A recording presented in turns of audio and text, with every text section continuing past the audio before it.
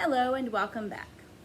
This is going to be a 200 word per minute literary dictation, Gaining a Leash on Life, Part 6. And we'll begin. The gift of night. Embrace the sights, the sounds, the aroma and feeling of the night. Go outside, sit quietly, listen, take a deep breath, close your eyes, and experience the night as a child on her first camping trip.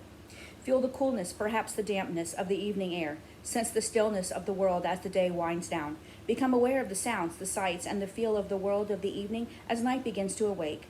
There are so many wonderful experiences to be embraced, if only you could shed your human capacity for taking it all for granted.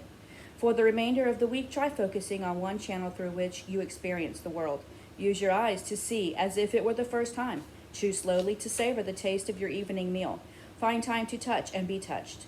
What wonderful gifts each of these are, and all you have to do is take the time to be aware and accept them. Dogma 4, the dogma of life's simplicities. Dogs are our link to paradise. They don't know evil or jealousy or discontent. To sit with a dog on a hillside on a glorious afternoon is to be back in Eden, where doing nothing was not boring, it was peace. What a thought, what an image. To sit with a dog on a hillside. It was peace. Do you remember the days when your life was about sitting on hillsides, rolling down hills, or playing in the rain?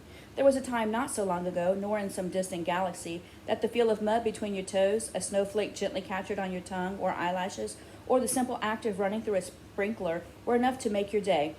For many of us, our mantra of life has become to do more, to achieve more, to acquire more. Yet these activities, these apparently endless pursuits, while adding to an already cluttered life, seem to fail to provide the peace we once found in the simplicities of childhood. Perhaps you too have become a victim of work, deadlines, 401ks, mortgage payments, college loans, and solving world problems. Perhaps you have become a victim who now has lost the awareness and the joy of life's simplicities. Perhaps your day, like that of so many others, is packed from the moment you awake to the moment you find escape in sleep. Perhaps you find yourself rushing here, rushing there, and failing to find a moment for reflection. Is that the tempo of your world? If so, it is a tempo that has neither time nor place for the process of sitting on a hillside, doing nothing, being at peace, and that is sad. Certainly, life calls us to serious business.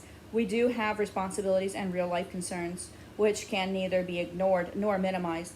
But just as we cannot ignore nor minimize the business of life, we need to guard that we are not absorbed by them nor magnify them to the point where they become all that we see life offering. As you watch children indulging in the simple pleasures of life, you may begin to remember a time when you too knew how to embrace these simple pleasures. Perhaps you are taken by the faint memory of a time when you too ran joyfully down the side of a hill, twirled in the wind, spread the seeds of a dandelion, or watched that tiny ant working so hard to retrieve a piece of food. These are not simply artifacts of yesterday. They are invitations for today. These memories, as faint as they may be, are callings, not to be dismissed. They are beacons through our days. They are invitations throughout each of our days to embrace, welcome, and enjoy life's simplicities. These memories may bring with them a feeling of want, even a sense of envy, and maybe a flight into thoughts of, if only I could. Well, the truth is you can. The opportunity to indulge in life's simple pleasures remains. It didn't go anywhere. Life's joys are still to be found in its simplicities, if only you are aware. Perhaps a lesson from Bud will reawaken that awareness. A Budism lesson on engaging life's simplicities. To sit with a dog on a hillside on a glorious afternoon is to be back in Eden. Hopefully the image created by these beautiful words brings not just a smile to your lips, but a sigh as well.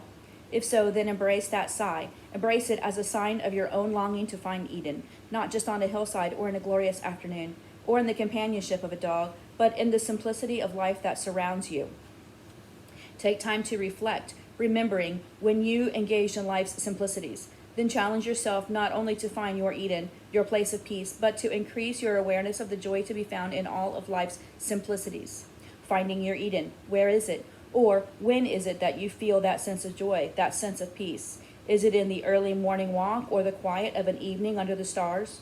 Is it in viewing your child so innocent lay like an angel fast asleep? Is it in marveling at a spider casting her web or a bird building her nest? Is it simply in the moments when you are alone at the end of your day? Will the peace be discovered in the song of the morning birds, the breeze of a summer day, the beauty of newly fallen snow, or the refreshment of a spring rain? Is that sense of calm, the gift of peace, to be found in the warmth of a morning shower or the solitude of an evening bath? All of these remain waiting for you. Joyous active living. Perhaps for you, the joy of life is the simple activities of your youth and childhood. Take some time to remember, to revisit, to recommit. Okay, that is the end of our 6th installment for Gaining a Leash on Life, and I will see you on installment 7.